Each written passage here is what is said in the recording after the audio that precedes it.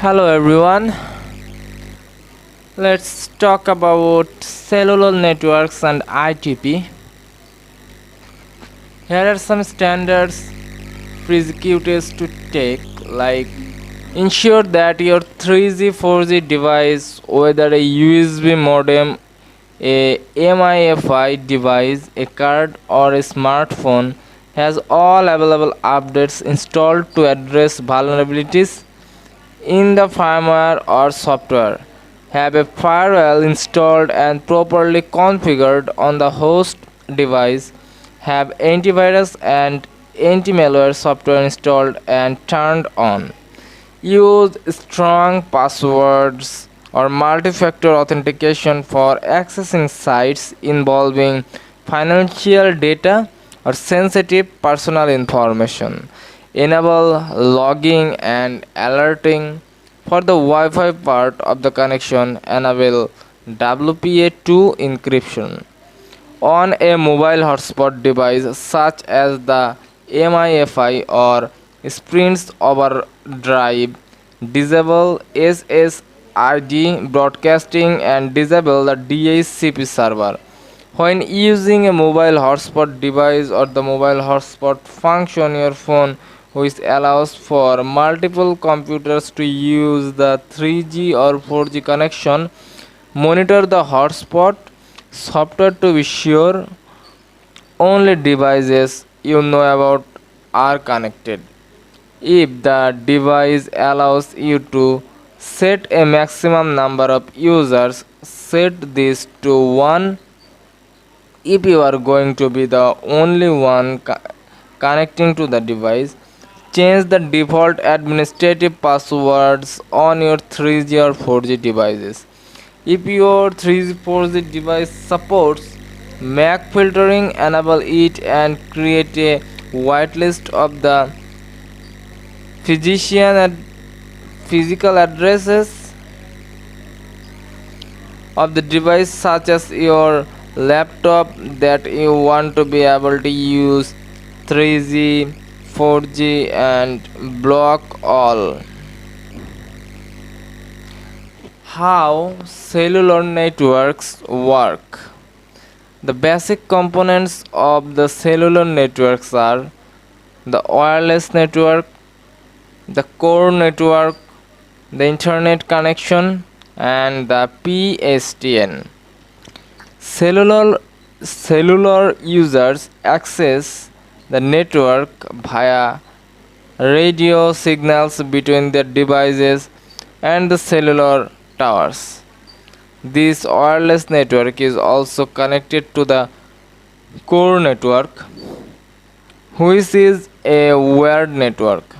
The wired core network connects to the public switched telephone network PSTN for making voice calls to landlines. The core network also connects to the internet using some protocol, gateways, and multi protocol mobility managers for sending data to and receiving data from other data networks. The core network uses service nodes, which are servers, to store data such as subscriber information. Of course, it's far more complicated than this. There is some security issues, like anyone who has worked in network administration and security knows that any network is only as secure as its weakest point. The problem with complex internet works such as the cellular networks is that they have so many parts and thus so many potential points of security failure. Overall, security of cellular data transmission depends on the security of all of the four major components listed above: wireless connections, are inherently more difficult to secure than wired transmissions. When signals go through the airwaves, it's easier to intercept them because you don't have to physically tap into a line. Anyone with a transmitter receiver can capture the signals since it's difficult or impossible to prevent the interception of the signals. The key to securing a wireless network is encrypting those signals so that they will be useless to any unauthorized party who does intercept them. Early cellular networks did not adequately secure the wireless signals in transit. However, 3G and above networks use strong, cheaper keys to encrypt the signals. Two-way authentication is used there. Security of the core network refers to the security of the service nodes, servers, and the security of data in transit over the wire between the service nodes. The MAPSEC protocol provides security for the application layer protocol that is used for exchanging information that is specific to a subscriber and authentication information. IPsec is also used on the core network to protect communications in transit between service nodes. However, use of MAPSEC and IPsec is optional and up to the service provider. Each provider has its own security policies regarding physical security of the servers and remote access to those servers. Just as the internet poses a threat to home network connected to it, it also poses a threat to the core network. Attackers can travel from the internet through the gateways and infiltrate the core network. These include DOS attacks and SMS text spam because it is connected to the internet through the core network. The PSTN's security cannot be assured either. The PSTN was designed as a closed network and so did not include security mechanisms designed to protect from the types of threats that can come in from the internet. The SS7 protocols it uses are plain text and don't include authentication. The good news is that cellular carriers are becoming more aware of the vulnerabilities of the cellular networks and are taking steps to remotely.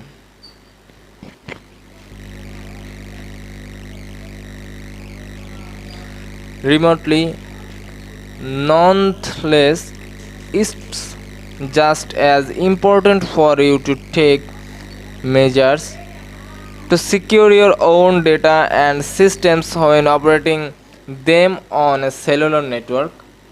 Recent reports such as the MCAFE report on mobile security released this month focus on smartphone and tablet operating systems, but it's important to realize that laptops and desktops connected to the internet via cellular transmission.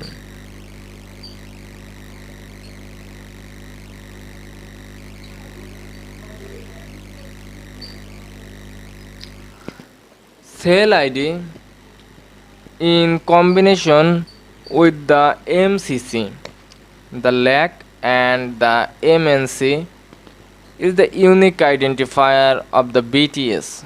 The cell ID of the BTS has the association with certain mobile station, which is known by the mobile device and can be utilized to appropriate the position of the mobile device. GSM UMTS service zone is separated into location areas where every LA incorporates at least one radio cells. Every LA and radio cell has unique identifier named cell ID and LAC. BTS covers the set of the cells, and this is structural GSM UMTS architecture. The GSM network structure is divided into a base station, subsystem, and core network, which is shown in the figure. And the base transceiver station (BTS) is a main communication